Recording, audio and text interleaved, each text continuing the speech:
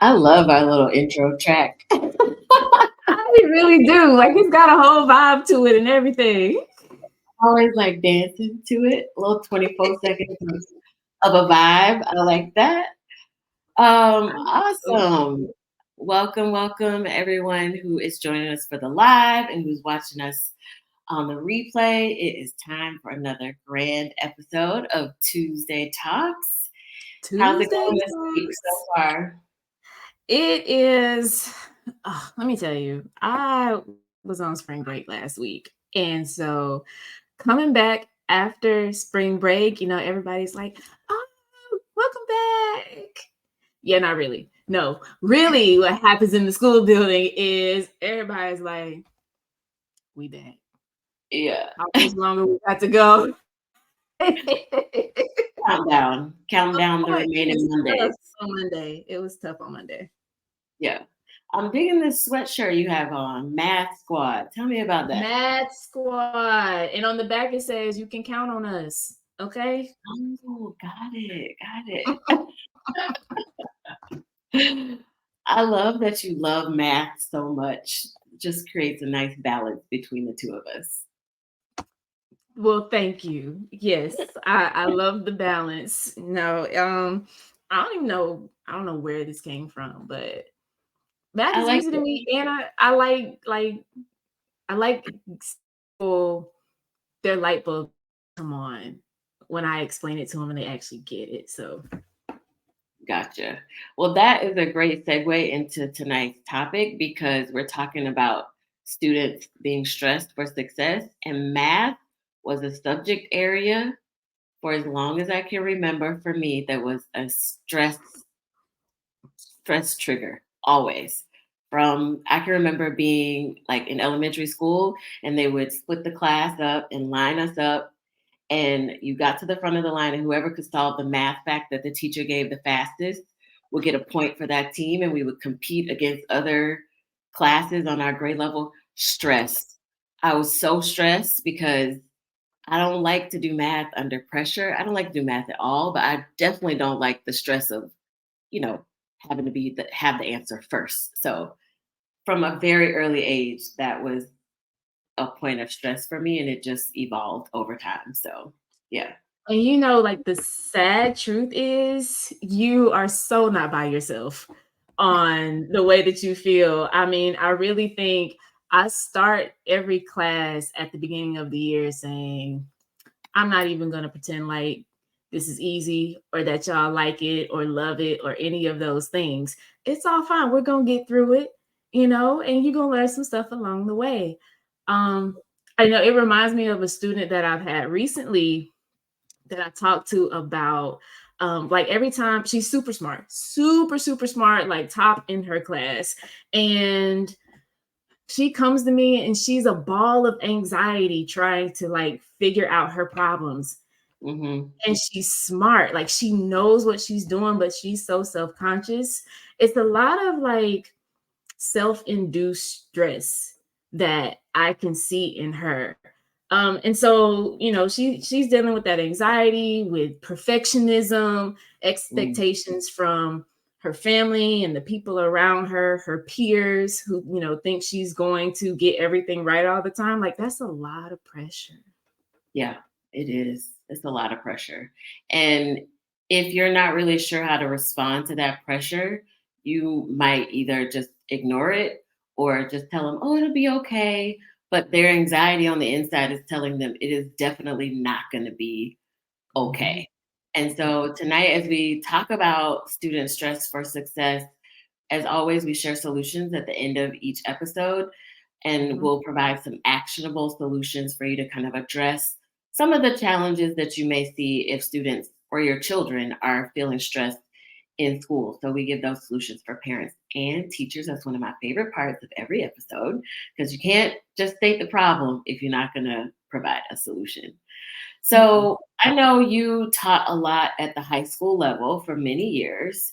And so in high school, that's just a natural time that you might start talking to kids about college, getting ready for the SAT. If you're going to take the SAT, what college are you going to? Did you apply early, making sure you took the practice SAT test so you can get ready for the real thing.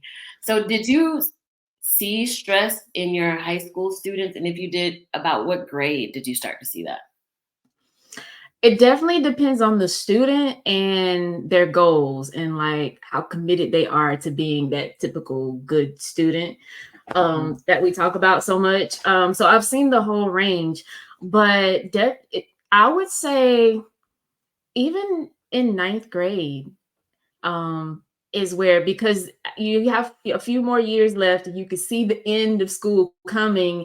And because it's the end, you know that, well, something's going to be different. Like, this is about to stop. This thing I've known for 13 years. Yeah. What am I going to do? And so this test has been portrayed to students and parents and society as it is the end all be all that matters and determines your life after high school. So a lot of stress on them. Yeah, I was watching the Today Show last week while I was having my coffee in the morning, and they had a segment on stress related to college admissions. And there's the author of the book there titled Never Enough, and she was talking about how kids as young as seventh graders are feeling the pressure and the stress on making sure they perform at a certain level academically because that translates into early college admission. And a lot of high schools now offer early college where you can start taking college courses in high school and earn that college credit. So, what they talked about in that episode was, as far as dealing with the child's stress, parents can really just validate the feelings. Like, yes, if they get a rejection letter from a college, and validating their feelings of sadness, rejection, any of the emotions that come up from that, and not just dismissing it and just saying, oh, you'll get into another one, don't worry about it. But really validating their feelings and then reminding kids that feeling of rejection is just temporary. And then really Mhm. talking to kids about what their college engagement on campus looks like versus what name is on the school that they went to. We want to go to these really prestigious schools, the big names. And so, really talking about it's not more important about where you go, but how you engage on campus as well. Did you ever have any students in your high school classes that were also dually enrolled and taking college courses at the same time? Yeah, but not a lot because I tend to stay with the ninth and 10th grade curriculum for math, but known several seniors. I mean, at this point, you can graduate high school with an associate's degree Hmm. if you play your cards right. Um, and again, it depends on the student, but some of them even found that the pressure in the college classes was a lot lighter actually than when they were in, the seats in the high school. I thought that was pretty interesting. That is really interesting. I wonder how that happens. I guess I don't know. Maybe the expectation is a little more front and center. You're here, we know you're in high school, but you're also taking college courses. So maybe the load is a little bit lighter. I don't know. I wasn't fortunate enough to take college courses while I was in high school. So I don't know what that pressure feels like personally, but I really liked how in that Today Show episode they gave some really great tips for parents if they are in that situation. So if we have anybody watching who has kids seventh grade and up, or you know someone who does, feel free to share some of the solutions that we talk about in this episode tonight. So I know when we talk about stress in school, it could be related to state testing, it could be related to GPA in high school. And what are some of the ways that stress can look like that you've seen in your experience? So, even as adults, sometimes we get stressed and like we just shut down and we give up. And for the kids, it could look like, I just don't care, like real nonchalant about everything. It could look like, well, I'm just going to sleep. I'm not going to do anything in class Yeah. because it's just too overwhelming for me. I can't process all this. So, I'm going to try to block it out. Um, Over obsessing. the other end of the spectrum, like the girl that I mentioned when we first started, and always coming and like, I got to get this, I got to get this. You don't know my parents. Well, yeah, I Mhm. probably do, because my parents were it's not like they were similar to yours. Yeah. Um, who just from a good place understand that these things are important, and you just want to make sure that your kid has every opportunity that they can get. You know, not being organized is another sign of kids who are under academic pressure. Acting out instead of shutting down is a lot, Mhm. some of the things that we'll see. Yeah, definitely. And I think that a lot of the workload that we put on kids as well could be a stressor too. So we talked about the pacing guides in a few episodes back. If you haven't checked that out Mhm. yet, I encourage you to do so, so that you kind of get a understanding as a parent what teachers are directed to teach within a certain period of time. So workloads on kids could be very challenging. They're balanced in multiple subjects. They have homework assignments, they're working on projects, their exams. So when you put all of that together, it can be quite stressful. And that transition between like second to third grade, fifth to sixth grade, and then that eighth to ninth grade transition can be very stressful for kiddos because the expectation changes so much, even from second to third grade. I've talked to teachers and I've witnessed it myself while working in the schools. Um, there's a lot of hand holding that goes on in second grade. That third grade is like, okay, the training wheels are off. Now it's time to really be more independent. And that shift can sometimes cause a lot of stress on students. And I know you've probably seen that too at the middle school level, and then again at the high school level too. Definitely.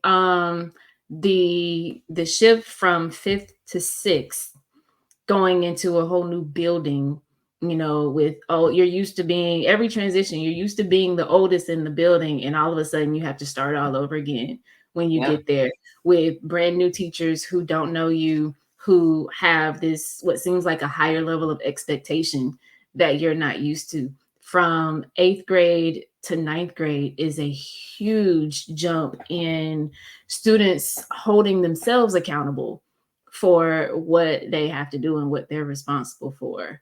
And Hmm. it's so important that, there are some schools who actually have transition plans put in place for those kids who are going in between those grades. And I think that's really cool. I think that's necessary.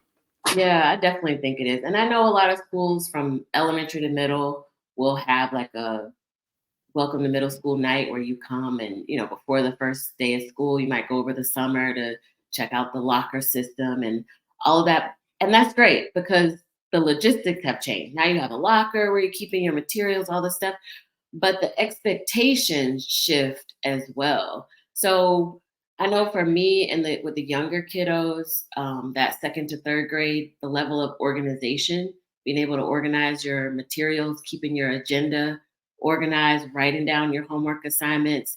Kindergarten, first, second grade might have a folder that the teacher might check. Make sure you have this all written down. She might print out the homework assignments for you.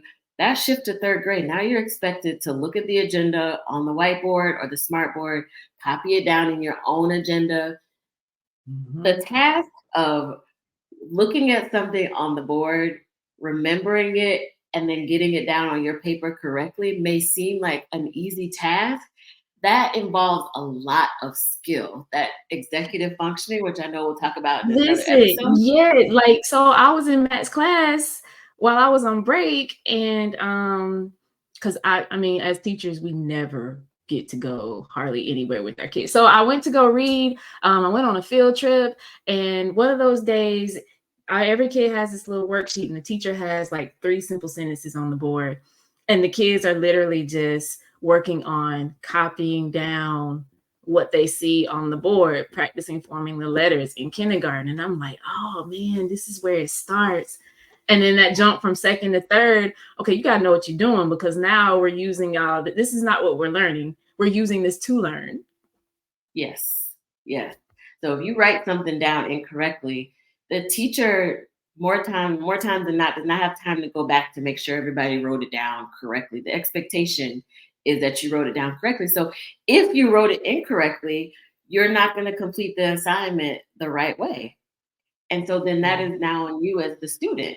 So those workloads and that transition between grade levels can really be an area of stress for kids. And, of course, not to mention peer pressure. This world of social media that we're in as well just shifts the social dynamic too. And that can create stress within the school environment. And I'm sure you probably see that a lot at the middle school level. Middle school is that age where they're trying to figure out who they're going to present themselves as, and they're using their peers and now social media to make those decisions about themselves. And add on top of that, hormones are kicking in, and they ain't never experienced none of this. They don't even really know what's going on. Um, it's a whole hot mess that is created in those middle school years, I promise. And it's like, for me as a first time 8th grade teacher who is used to teaching high school, I found myself within, my lessons having to take time to address how they need to behave in order to be ready for the high school. I spent a lot of years teaching 9th grade, and I always felt like the kids came to me unprepared as far as just how to be a student and how to learn in this environment. So I've decided to do that for my 8th graders. And what's interesting is, even though it takes a while, you have to be patient. I Mhm. see students progressing and developing into a type of student who can be successful in high school. So that training that schools need to do for those transition times, it does need to be more than just, hey, come look at the school, here's a tour of the building, here are our rules kind of thing. Like, there needs to be some sort of class or connection time, extra learning time, where you're spending with them, just teaching them skills, study skills and Mhm. things. I remember my first year of college, they had like a welcome to college course that all freshmen had to take. And did you have the same? It was Yes. a course that basically did exactly what you said, which was like, listen, these are the expectations now that you're at college. These are resources that you can use on campus. These Mhm. are, ways that you can engage in campus life. It really was a semester long course on making sure you understood what the expectation is. Now, I understand in middle school, high school, to dedicate an entire course, you already can't fit in all the stuff you got to teach anyway. So, fitting in a course for the entire semester or school year isn't really feasible in that first year. But I think it would be beneficial. Well, Okay, you so the different? way high school is set up now, with more classes that you can take online outside of your regular schedule of classes, it's actually possible, depending Oh, on what type of schedule the school is running. They could, like, the high schools in my area, a lot of them have about 24 credits that the students need to get to graduate, but the mhm. students have the opportunity of uh, taking like 28. Or in Okay. some places I've been before, it was like 30 something. And so they have extra space for extra classes that they could implement something like that for them. Gotcha. I think that would be super helpful, especially for that transition from 8th to 9th grade, because the expectation really does shift. And on top of the workload, the pressure associated with transitioning between grades, if they're involved in any type of extracurricular activities outside of school or on a school based team or club, that's another layer on top of this tall stack of responsibilities for the students. So that can also be an area of stress that makes students feel overwhelmed because now they're having to balance the academic demands with these extracurricular commitments that are important on your college application to say Mhm. what clubs you were a part of, what leadership roles you took. If you're an athletic student, you know, where did you rank in the district that you're in the county, the state? So that demand can also be very overwhelming as well. And imagine if, because some kids who are involved in those extracurriculars, especially sports, like their parents are pushing them in that Mhm. direction. So even think about, you said layer on top of that, like parental expectations. Yeah. And not just for the academics, but also for extracurriculars and athletics. And these kids are under this mound of pressure that some of them they just don't have the tools to handle, and they're having a hard time surviving. Yeah, yeah. And then if you have a student that is, feeling out of control, that could be one of those observable stressors. So once they feel like, you know, kind of like the analogy of the circus performer with the plate spinning on the sticks. I know I feel Mhm. like that as a parent and as an employee, and we have this podcast. So if you have all of those layers and you think of them as these plates spinning on sticks, they have a lot of plates to keep spinning. So if one Yeah. falls, then they all fall. So that perceived lack of control can add to that stress and that feeling of being overwhelmed. And I think that's when you can see the manifestation of those stressors. And that could look different for all different kids. They might act out in a different way. They might just shut down, like you mentioned before, and just give up on everything. You might see it in their attitude at home and just their engagement with whatever family activities that you might, engage in on the weekends. So that lack of control can really be super stressful as well. Right, exactly. Tiffany, what about, I know we just got done talking about special education and students with Mhm. disabilities. Can you talk a little bit about how these things affect them? Definitely. So if you have not watched our two-part series on special education, please go back and watch those because we really came with, I think, a very approachable way to look at special education services and how to differentiate the types of special education services kids can receive in schools. But Yeah. yes, if your child has a learning disability or categorized as special needs, receiving any type of special education services, that can also add stress as well because what that signifies, the need to have an IEP, is that you're not achieving on grade level. So now you're trying to work towards being on grade level so you can graduate from high school with a diploma rather than a certificate of completion, which Mhm. very different. So if you don't have that diploma and you go apply for a job after high school and it requires a high school diploma, your certificate of completion does not count. So make sure you're aware of that. So just think about the stress that is on the student if they're aware of their learning disability. And then the stress, of course, on parents too, because you want them to get caught up. You want them to be on grade level. And so you might be putting extra pressure on your kids to perform at a level that they're not really capable of. And that's why students who do receive special education services through an IUP can stay in high school through age 21. So they have those extra years to gain the knowledge and the skills that they can to hopefully get them to that level of being able to graduate with a diploma. But I know there are some states, Michigan is one that comes to mind, and I only know this because the work that I do spans the United States. So I work in a lot of different states, and every state works differently. So Mhm. Michigan actually doesn't. They only have one option: is the high school diploma. So you only have that. Other states and counties will have different levels of diploma. They might have a special diploma that you graduate with.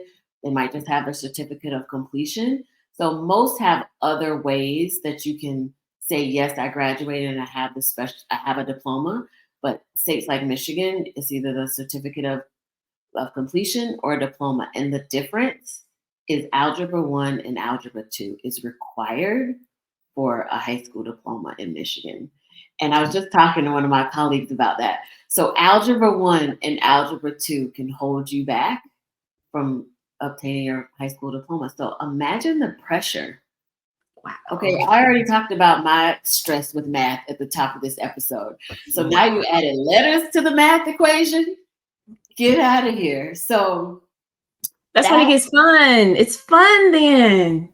we have two different definitions of fun, my friend. Very much so. That is no fun for me. But so imagine you have this student, and the student is your child, and they have this learning disability or special needs. You want them to be exposed to different extracurricular activities. You want them to be involved in sports. And so then that's just another layer on top of this basically stress salad that we're composing at the high school and middle school level for these kiddos. So imagine what that must feel like internally. Man, they just babies. Like they really just babies. So as always, as we present, things, issues, problems, whatever we're talking about on our episodes, we always want to end with some possible solutions, some things to try. And viewers, of course, we want to hear what you guys think as well. Tiffany and I have our own experience, but we know that you do too. So jump in the comments and let us know, what are some solutions that you think, what are some things we can do to help unlayer some of these things off of our babies? Definitely. And I know typically I give some solutions from the parent side. So as parents, I think that we need to help our kids process the stress. Like we talked about at the top of the episode, validating those emotions that come with it. Yes, you're stressed about this project, or yes, you are completely uninterested in completing this project, but your stress in this moment is temporary. Your desire to not want to complete it is temporary, and asking them questions to just kind of unravel the thoughts behind what has gotten them to this level of stress or disengagement, because that could be a manifestation of the stress. They disengage. And so asking those questions and talking to teachers about what the expectations are for the current grade level that they're in, and then of course whatever grade level they're transitioning to, and have the student be a part of those conversations with the teachers as well. So you're not playing relay man or relay woman, taking information from the teacher and relaying it to your kid. Bring that kid in on the conversation. They are the part of their learning. And so they need to be a part of that conversation too. What are some solutions you have for teachers? Yeah, so I think it helps that teachers make time, like in elementary school, those teachers spend a lot of time up front giving expectations, re-going over expectations, and practicing those expectations with those kids so that as the year progresses, things become routine. So I think that that's one thing that can be implemented all the way through, even the 12th grade. When you know what the expectations are, it takes some of the anxiety of what's coming or what am I required to do. Also, like, allow kids, just like with the parents, allow kids to express how they feel and help them process that. So the girl that I mentioned at the beginning of this episode, what I did was I stopped trying to teach her the math. Like, I literally told her, she's looking at me, but I'm gonna fail. No, you're not. You have a 98. You at this point. And I told her to breathe. And then I just gave her space. And I'm like, where is this coming from? Because I know you can do this. I know you can do this. Where is it coming from? As soon as I gave her that, I just held the space for her. She let it all come out. I kid you not. And then, so by the end of our talk, the thing that struck me the most was I asked her, I said, what would you want to hear from somebody who really loves you and wants the best thing for you in life? Mm-hmm. And that little girl said, I just want them to tell me I'm doing a good job. Wow. Wow. Like,